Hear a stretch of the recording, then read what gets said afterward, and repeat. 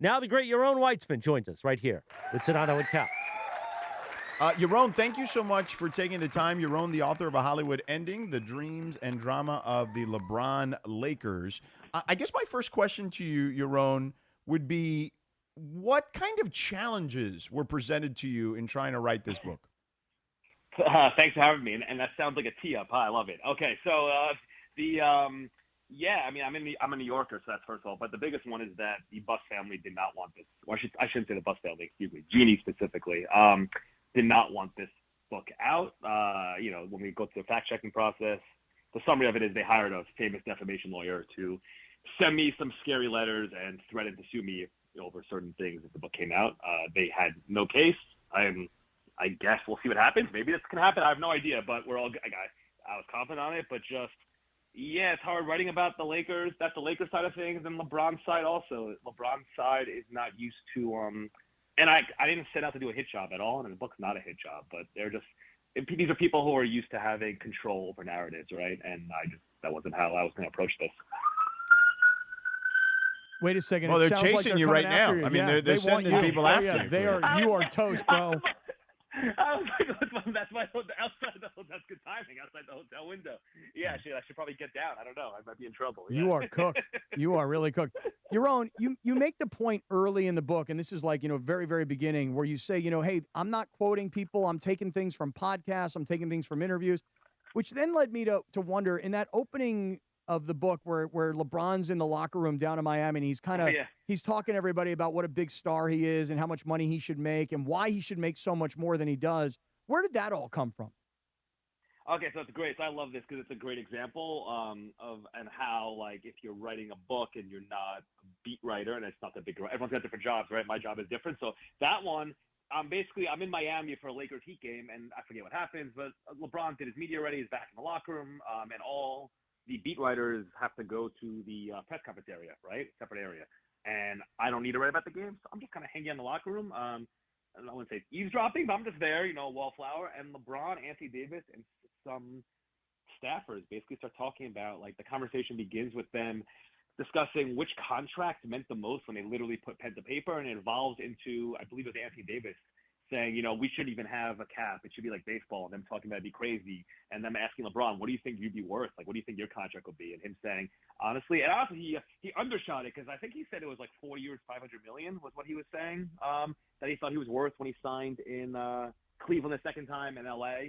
And to be honest, I think it's like I would have said $1 billion if I was him, right? Because to me, it's interesting because there's just such a recognition of the value he has on and off the court. And he's literally saying this. He's saying this to the guys, to Anthony Davis and the staffers, being like, with me, it's different. I control things. I change everything. I change the whole city. And and saying, give me 2 years. I'm a 2-year man. 2 years in, I win the title everywhere.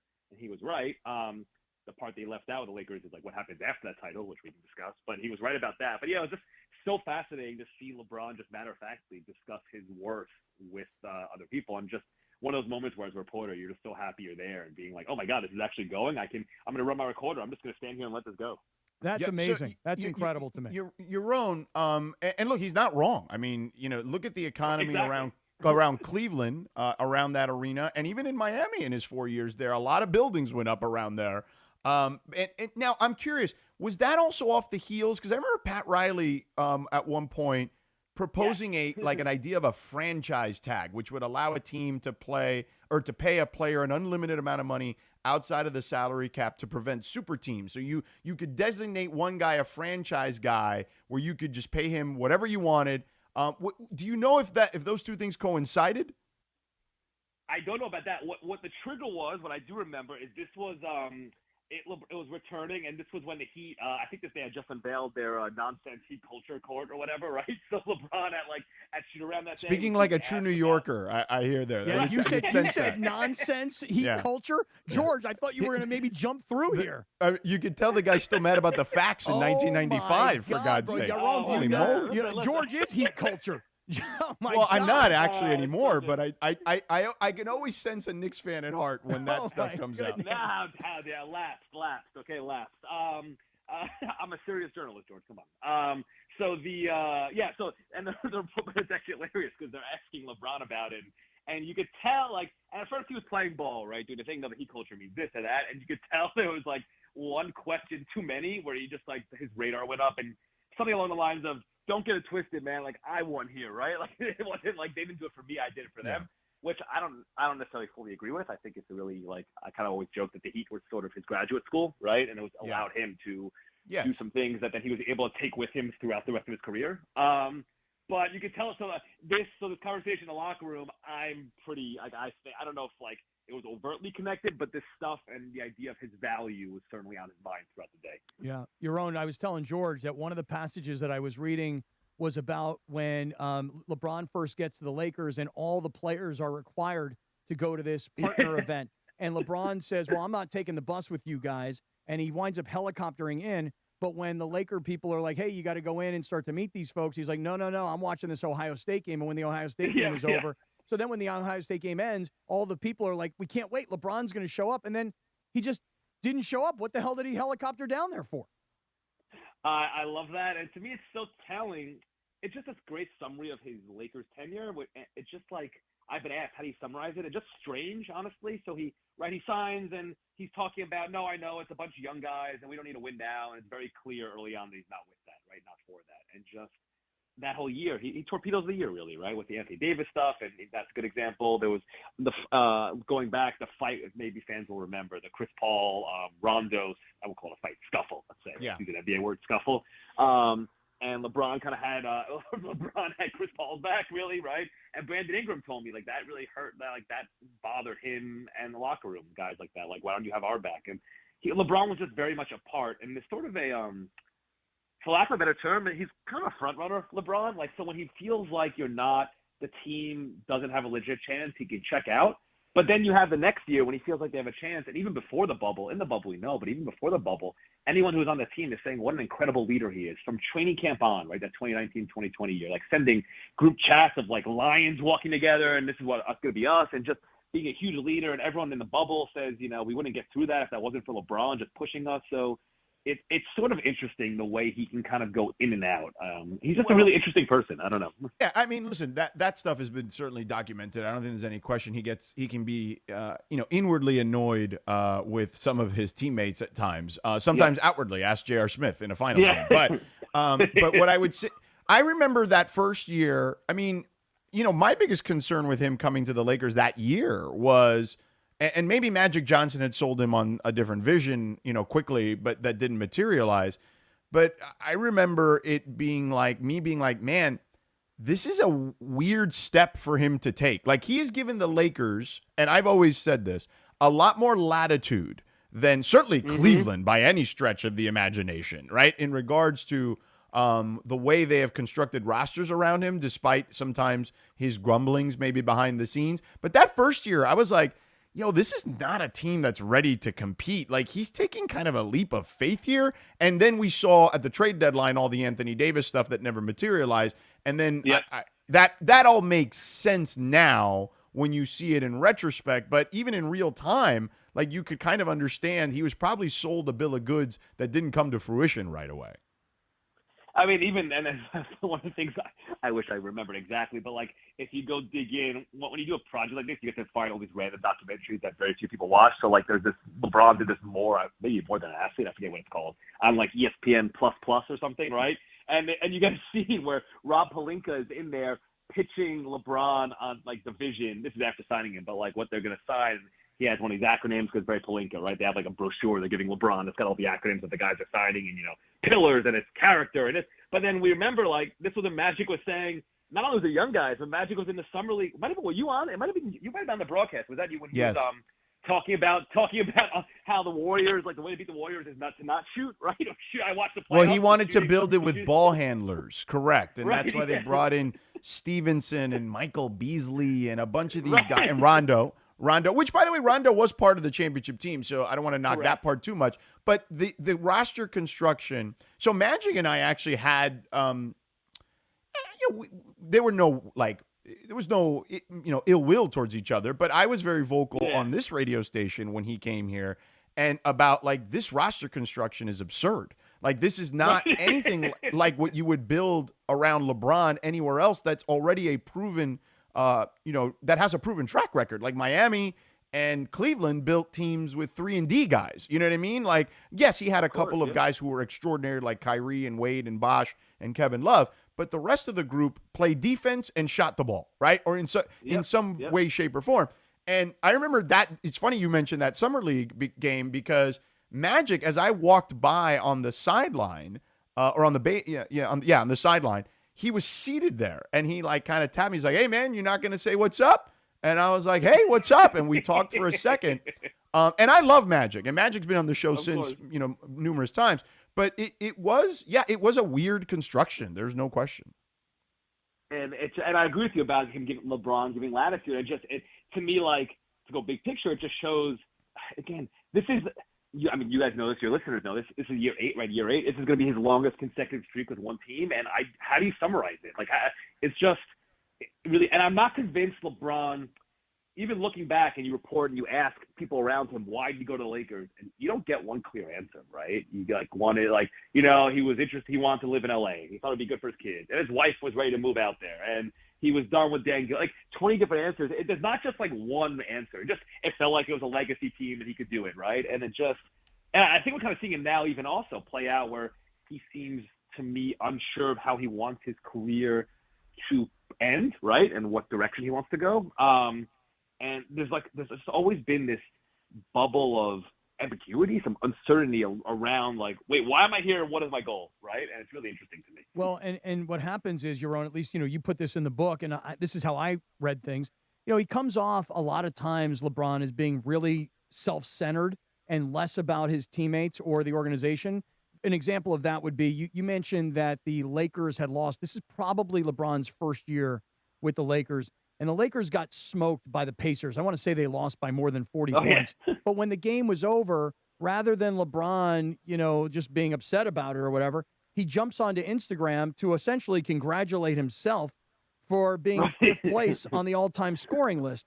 And so, again, as a reader, I'm reading that. I'm thinking that what you're telling me is, he's really a very selfish guy.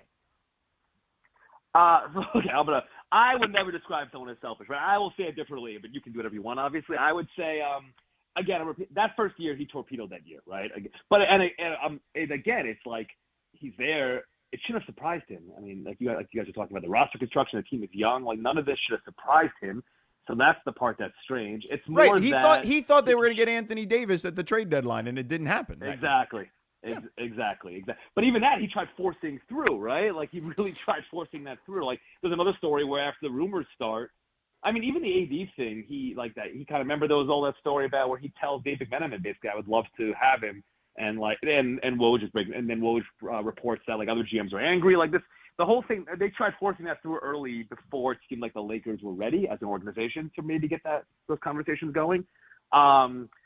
But then the next year he's all in. It kind of goes here, and then you have the Westbrook stuff, which is interesting, where like they're all just washing each other's hands, blaming each other. So it's just in and out is how I describe it. Yeah. Well, the Westbrook thing, I've always contended that they all had a hand in that. You know what I mean? Like it's the funniest thing. They right, I because agree, yeah. Nobody held a gun to anyone's head in the Lakers front office to bring in Russell Westbrook. You know what I mean? And they all blame each other. They all blame everyone. Oh, this person brought it to us. No, he brought it to us. We brought it to them. Right. It's the funniest thing. Well, and by the way, where I landed on that is like LeBron. I mean, Jared Dudley told me that him, LeBron, and AD had met, and Westbrook was on the list of people they were talking about. It was Bradley Beal, DeMar DeRozan, and then I put this in the book, but this is Linda Rambis is calling. Who I know the Lakers claim she doesn't talk to agents, but she does, right? Linda Rambis is calling Westbrook's agent, trying to, back channel some trade ideas, right, at the same time. So we're coming at it from both angles, and to me, that's how it kind of summarizes the Westbrook thing. And a lot of what's happened since is like almost a mistake that everyone made together, and then everyone tries blaming the other party, right? Yeah. But one thing I found really interesting was we always talked around here that LeBron was always trying to get Anthony Davis to be the guy. And he would have these quotes where, hey, this offense needs to go through Anthony Davis. It would be stupid for us to not go through Anthony Davis. Yep. Well, then Anthony Davis, and this is something you put in the book, Anthony Davis says to LeBron, hey, man, like I came here to L.A. I thought I was coming so that we could be partners and, we could work out together and we can do all this stuff together. And LeBron, who's, well known for, being a workout beast, LeBron says to AD, yeah, we can do those things. but you can't show up at 9:30 when I'm here at 7:30. And so he actually ultimately motivated Anthony Davis to start to train with him. But it kind of shows that Anthony Davis really never had the leadership personality, or at least, again, that was my read.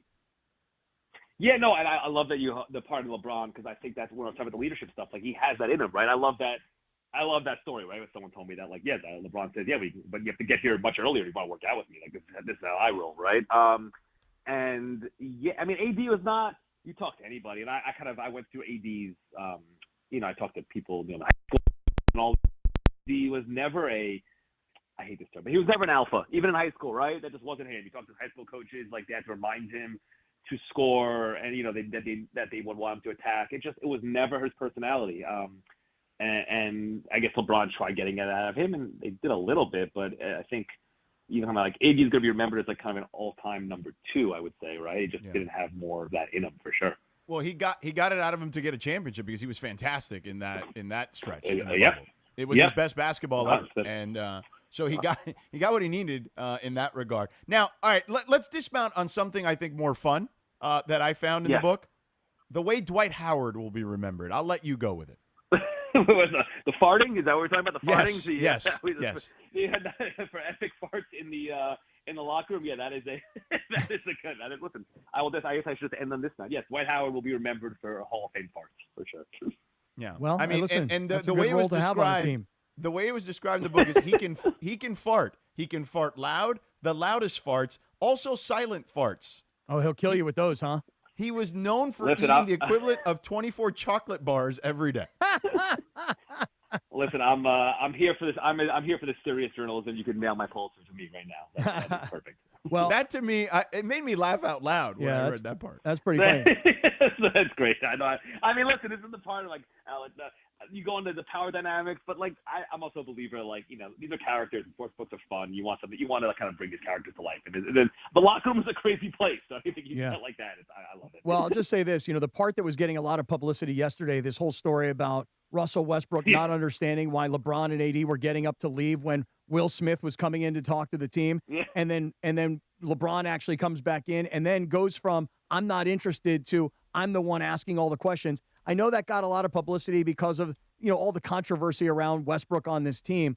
It really did open my eyes a little bit, though, because, George, remember the night that LeBron broke Kareem's all-time scoring record against Oklahoma City in a losing effort? We all saw Anthony Davis pouting on the bench while LeBron was being celebrated on the floor, and Westbrook was nowhere to be found. Right, and I told you what happened that night, which was him and Darvin Ham got into it in the locker room. Yeah, so it kind of gets me thinking that this whole Westbrook thing, there's more to the story, and this kind of gave me a little insight into it. Can I tell you what I found fascinating about yesterday, too? I'll go quick on this. But, like, my mentions of blowing up, and to me, it's summarized. All I'm getting mostly, and I'm not scientific, I'm getting so much of, LeBron's a phony. I love Westbrook. Westbrook's right. I love Westbrook. LeBron's a phony. And I'm thinking, fine, maybe true. The idea that the Westbrook partnership in LA didn't work because of LeBron as opposed to Westbrook just being a disaster, like, that's just a misread of history. And it to me, it summarizes there's something about LeBron that a lot of fans don't connect to in LA and in general. Just, I don't know. People want to, they take a story like that and they latch on to the part. Listen, it's fun to make fun of LeBron and some of these, like, movie quotes in the first page of the books and stuff like that. But people latch on to that and kind of missing the point that, and I get why Westbrook was angry, but Westbrook, like, that was his fault that the partnership didn't work in LA. He just had no interest in playing a proper way and didn't work. I just found it really interesting yesterday. Oh, look at that, Cappy. Yaron actually said what I've been saying the whole time, and you wanted to side with old Brody. No. What I was saying is that what happened is that Russell Westbrook could not handle not being the number one guy, and he had to fit into LeBron's team. And well, he just had to fit into the team. How about that? But it was LeBron's team, and he couldn't fit in. I mean, he absolutely could not. And maybe it's not. By the way, history has shown that he has not been able to fit in on any team. Well, so that's my point. Maybe it's not that he couldn't. Maybe it's that he wouldn't, and maybe it is that he couldn't and wouldn't.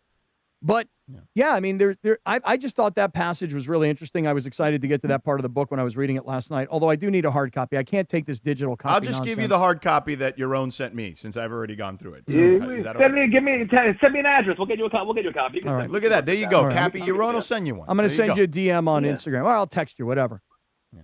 All right. All right. All Sounds good. good. I Yaron, respond to everything. a Hollywood ending, the dreams and drama of the LeBron Lakers. Thank you for jumping on, man. I always love following your stuff on Twitter when the games are going on, so it was good to catch up. Guys, I appreciate it truly. Thank you so Yeah. much. Mazel tov on the book, my brother. You hear that at the end, George? You We talk got about that. a We got dismount. that. You hear that? Yeah, you threw it you in. talk about a dismount. The great Yaron Weitzman Yaron joining us. Weitzman. I mean, Who now is that's what you wanted all along, was you